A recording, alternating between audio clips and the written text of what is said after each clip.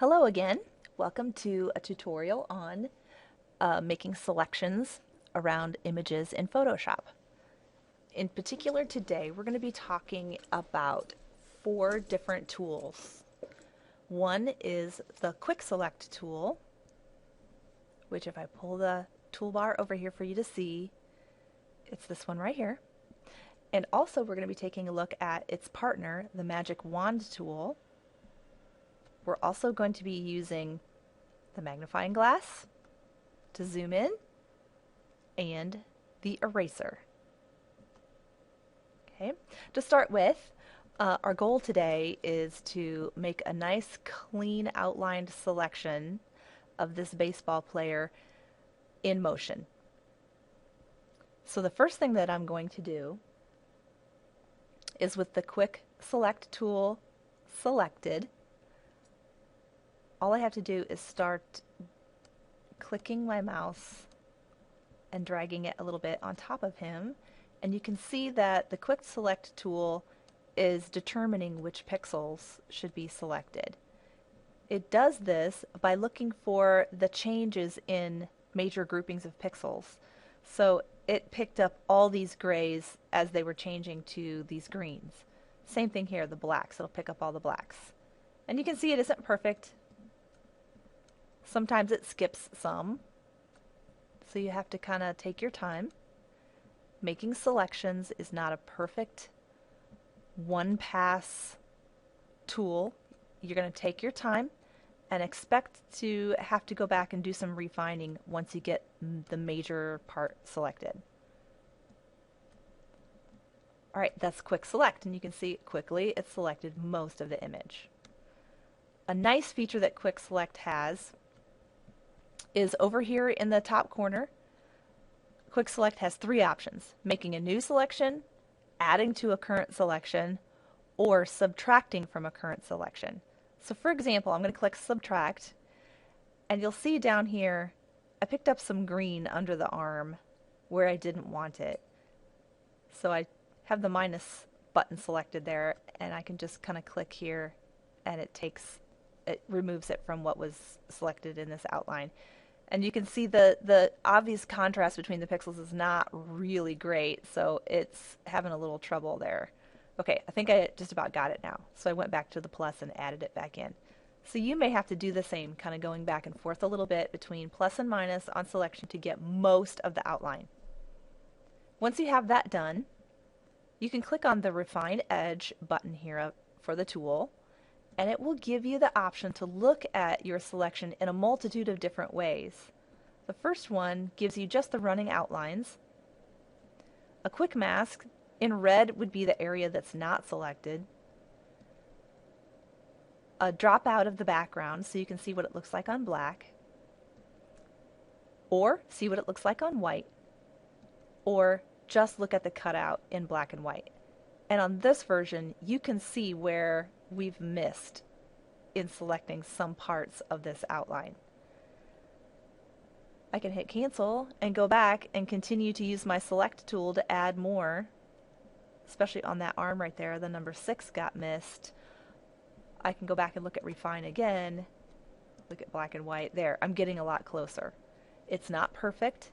I would need to go back and clean up edges, but it's a pretty good quality start to the outline.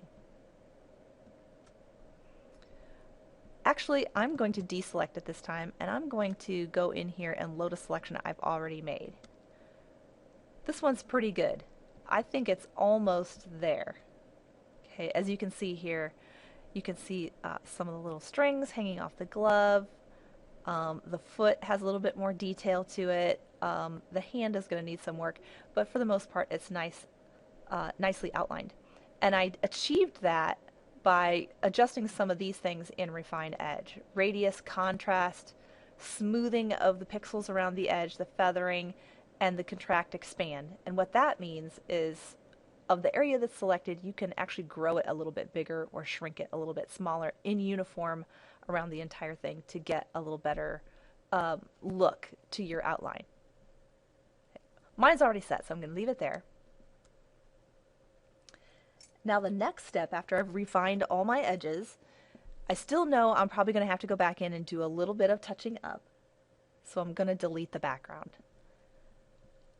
To do that, right now my baseball player is selected. I want to select the background. So I can choose the inverse. If I go to the select menu at the top and choose inverse, this command does just what it sounds like. It takes the opposite of what was selected before. So now instead of the baseball player selected, the background is selected. At this point, I can do a multitude of different things.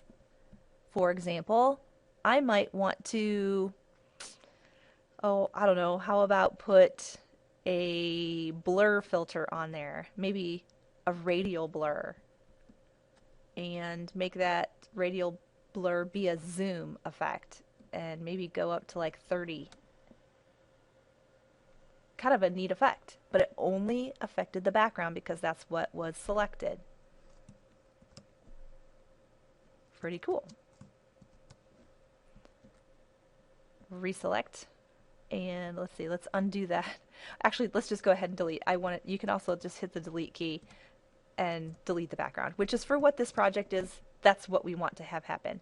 Now you can kind of see I need to go back in here and refine some of these edges. That's where the magnifying glass and the eraser tool come in.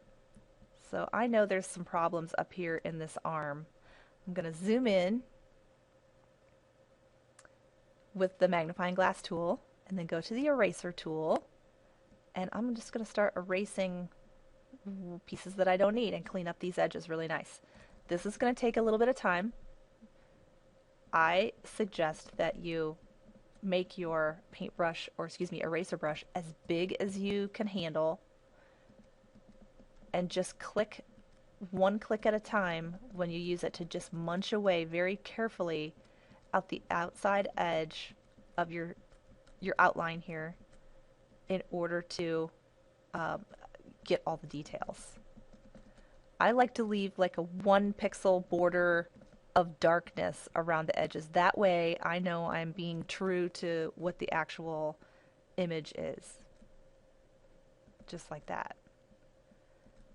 Okay. For sake of time, I won't go any further on actually cleaning up these edges. I'm just going to assume at this moment, except for this spot, this will drive me nuts down here. Let's get rid of that.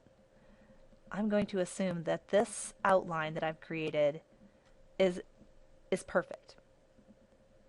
Just an assumption. All right. So my next step then, if I want to use this somewhere else, is select it again. And this is where the magic wand tool comes in real handy. You could try to lasso it and reselect all these pixels again. I think the easiest thing to do is go to magic wand, because magic wand selects by color. And if I just click here in the background, you see it selected all the white instantaneously with 1 click. Now, in order to select my baseball player, I choose that inverse command again. So instead of all the white, I'm going to select everything else. There. And now I have a selection back of my baseball player in outline. All right. For the silhouette project, you would want to paint this in black. So the way that you would do that is take your paintbrush tool, make sure your foreground color is black, and then just use a nice big brush and paint over it. You don't have to be careful about the edges, because the only thing that's going to be painted is what's inside the selected area. That's one great thing about selection tools, and that's why it's so helpful and useful for you to know how to use them, is that when you want to do something specifically to a picture, whether you just want to filter a small area, delete a small area, copy and paste a small area, or do something like this, fill it in with a different color or some kind of a special effect, you can do it if you know how to make specific selections. And that is how you do a selected outline.